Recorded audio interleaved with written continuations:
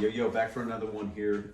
I am going to be doing a brisket today, nothing new as far as the cook goes, but what I am going to do is take some things that I learned off watching some different videos on YouTube, and I'm going to apply it to this brisket. So people always ask who has the best brisket in Texas, and they have that Texas top 50, maybe the monthly top 50, and Goldee's has been top of that thing for a long time, and I've probably watched 3 or 4 videos about Goldee's and how they got started. So one thing I picked up on what they do is when they put their rub on, they do mostly coarse ground black pepper, which I got some from my local grocery store, Lowry seasoned salt, and I heard him say beef bouillon. So I'm gonna take my, I think they call it molcajete, and my grinder here. I'm gonna put a couple of cubes in there. Bouillon's very strong smell. So I'm gonna do 2 cubes and mix that with my seasoned salt. First thing I'm gonna do is get this trimmed up, do a pretty good layer of black pepper, and then put on the seasoned salt and the bouillon, and then I'm gonna throw on the smoker with some other things I got going on today, just to kind of see how it turns out. So it's good to experiment. When I've been cooking for people on the weekends for the past maybe 4 weekends in a row now. So I just told my wife I want to do something just for us. So nothing better than a little experimental brisket and see how it turns out. So I picked up this prime one up at Costco. Right now they're like, yeah, they're only $3.69 a pound. That's fucking way, sorry. That's way cheaper than the ones I've been buying up at Sam's Club. They're like $4.98 a pound. So it's the prime and it's $3.69. So this is, what's the date today? It's like December 8th, I think. Really good deal on that. So I didn't even realize it when I picked them up. So good way to make extra money too when you're trying to sell brisket. But I'm gonna get this thing trimmed up. Already trimmed up this other one over here. This one over here has my rub on it. It's going for a catering gig I got going on this weekend for a graduation party. And I'm gonna get this one trimmed up and we're gonna cook it for us. I also have the pork shoulder that'll be on also. So I'm gonna get this trimmed up and I'm gonna show you how I'm gonna season it up. All right, so the one on the right is the Goldee's mimicking rub that I saw in that video. And this is the one on the left here that is mine. It's a 2 parts black pepper, 1 part kosher salt, and then half parts on the rest of the stuff I put in there. But this one here is what I saw them do, so we're gonna give it a shot. It's definitely black pepper forward. We have a running joke around here making fun of my some people in my family about their black pepper burgers, and how it was a big accident one time and it was so great, but they really aren't that good. So anyway, this is gonna be, hopefully they're not lying and this is how they actually did it, and we're gonna figure that out after I get done smoking it and see how good it is, because people are pretty partial to the rub that I make, and it goes over really well whenever I cook it for people. So we're gonna see how good it is. I'm going to show you what I put on my pork shoulders too. It's kind of a, I don't usually give away a whole lot of stuff that I do and the stuff that I make because I like to sell it too, but I'm going to give this one away for free if you're watching this video. Some people like skip through and shit, so they might miss it, and that's on them. But anyway, I do my own all-purpose seasoning that I've been making for probably, I think 2 years now, and it's the base on my pork shoulder, and it's 2 parts coarse ground black pepper, 1 part kosher salt, and then half parts of just garlic, granulated garlic, and then chili powder. And it's like, I get really good ingredients from this place up the street. Constantino's Market makes their own. And a buddy of mine a long time ago when I was kind of getting started in this shit, made fun of me because I had some great value, like little seasonings and shit. And he was like, oh man, only the best for Ronnie. And I was like laughing my ass off. But anyway, I've stepped my seasoning game up. Sometimes that shit's expensive though. It's not too bad up the street. And this black pepper I picked up, the first time I picked that up, it's the most coarse ground black pepper I've ever picked up in my life. So I'm gonna show you how I do this, and then the other part that goes on top of my all-purpose, and that's what makes the huge difference. So same thing, little binder, just some spray olive oil, no big deal there. But here's what this looks like once I get it all mixed together. So it's pretty chunky. It's got some, it makes an awesome bark. You know what, fuck it. It makes a fucking awesome bark, and that's why I use it. Put just a light sprinkle of this on. That black pepper really does help with the bark, I believe. And then, if you've never used this and you've seen it in the store before, you have to try it, okay? The Simply Marvelous Spicy Apple. It's awesome on pork tenderloin, pork steaks, and of course, right here. So this gets you a freaking awesome color. That, of course, along with, you know, cooking on an offset smoker makes a huge difference. You can cook, I mean, you cook on whatever you want to cook on, but I've done it all. I've done pellets. I do like my Masterbuilt still. I do like that smoker. It's really good for overflow and stuff. But there's nothing that cooks better than my offset that I built that's out back right now. So I'm gonna get this thing layered up with they call it stacking, you know. So like stacking supplements, you stack up your rubs here, and it makes all the difference in the world. That black pepper you can see on there, oh kinda, sorry, my camera work fucking sucks. I'm trying to just do one hand. But you can see it's got a pretty good layer in there, and all that flavor mixed in with this, and then the smoke. I like to use pecan wood. Sometimes I'll throw a few cherries on there. But I think my next load I get, I'm gonna do some oak, because there's some oak mixed in too. And when that oak is cooking or burning, it's got a really sweet like sense of smell to it, and I don't know, maybe I like that too. So anyway, I'm gonna get this thing finished up, and I'm gonna get everything thrown on the smoker. All right, this shoulder's been on for about 5 hours, and I'm gonna go ahead and get it ready to wrap. I always do mine in a foil pan.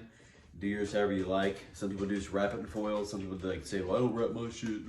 Like, what fucking, I don't give a shit. That's fine. Do it how you like it. That's all that matters. But I do a little bit of honey, drizzled over the whole thing, and I put some more of this spicy apple on top. And sometimes I do butter in there. I'm not going to today. I didn't like how it all set up last time. This thing will even come out. Yeah, not a whole lot, just a little coating. Baby, that sweetness really does well with this spicier rub. So I just put it on top there like that. Wrap it in some foil, and I get my oven going about 300, and that's how I finish everything. I finish my briskets that way. I got one of those Cambro hot boxes. I'll put it in for a few hours to rest tonight. Most of the time, after I get done cooking for the day, I will take my briskets and my shoulders, and after they come down in temperature where they're not super hot, put them in the fridge overnight. I pull them back out, and when I'm ready to serve them, people are coming over to pick up orders and stuff like that. What I end up doing is putting them in the oven the next morning. I'll get the coagulated juices and the fat, scoop it around the edges, put it on top, rewrap it, and then same thing with the brisket, throw them in the oven, and then from that point, let them come up till they hit about 165, 175. Then take them back out. I knew this is a long process. Take them back out of the oven once they've hit temperature, put them back in the Cambro box for, I don't know, it could be up to 4 or 5 hours until I'm ready to serve them. And that's when I pull them out, and that's when I shred my pork, and that's when I slice my briskets, and everything is like freaking perfect. So try to time it. Timing is everything when it comes to serving people your food, even if it's just family and friends at your house. So keep that in mind. But I'm gonna get this thing in the oven, keep an eye on the briskets and my fire. It's about like 34 degrees today, so it's kind of chilly for for smoking all day. But can't wait to get my new smoker done. I'm working on it right now. There'll be some videos coming out on that pretty soon, but nothing crazy on. Like, I don't have time to fucking dick with filming myself welding and shit. You guys don't give a fuck. I ain't that good of a welder anyway. But once it's done, I'll do a walkthrough and show everybody what I've done to it. It's a 250 gallon. It's gonna be pretty awesome. And I'm also building a 150 side by side with it that I'm gonna sell. So if you're interested in a smoker, that might be yours. Anyway, I'm gonna get this in the oven. So this is a little bit of a bonus cut of the brisket that I cooked for the graduation party. Everything from the butcher's end right there that I cut off to all these slices through the flat came out absolutely perfect. When it comes to getting a really, really good finished product, your trim job has to be on point. I'm not the best trimmer in the world, but it's something I've really worked on in 2022, was getting really good at trimming briskets. And then my other goal this year was working on side dishes, and I think I've accomplished both those goals pretty well. Next year's goals are to get mobile with my 250 gallon smoker that I'm building, start doing things outside of my neighborhood and friends and family, and really try to get this thing going pretty big. So that'll be a weekend evening type gig. It'll be pretty fun, I think.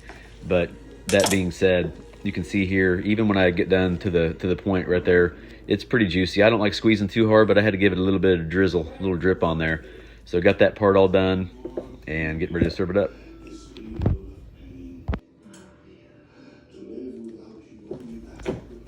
So you can see that burn end cap comes off really, really good. And you look at these burn end pieces. These are my favorite pieces. That and that butcher's cut are my favorite. So the people who order full briskets from me get a pile of burn ends cut off there. I don't put them back in with sauce and shit. I just serve them up as they are, with a little bit of the au jus dribbled over the top. And I get these prime cuts, is what I call them. These prime cuts out of the point. Right here are my favorite bites out of the whole entire brisket. So you get, depending on the size of your brisket, you get about 7 or 8 of those, and they're usually between 4 and 5 ounces a piece, which for some people, that's enough protein. That's like almost a meal, but Fat render was great. Bark's great. Everything turned out really, really great. So get this thing cut up and served up. All right, this brisket's done. All rested up. It's got a good little flex to it right there. Yeah, you can see it pretty good. So I'm gonna go and get this thing sliced up. This is one that's been reconstituted and recooked and brought back up the next day. So just make sure I'm good here. Yep. So let's take that part off first. Looks pretty good.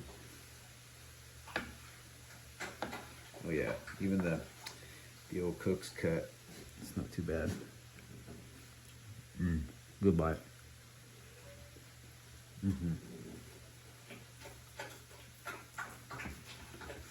Sorry. Black pepper first for sure. That's good.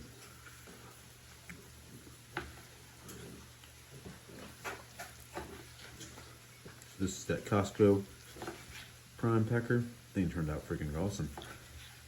This middle part's gonna be awesome too.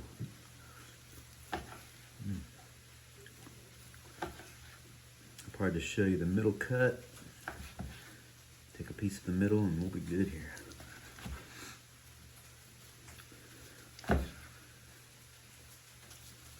That's pretty good.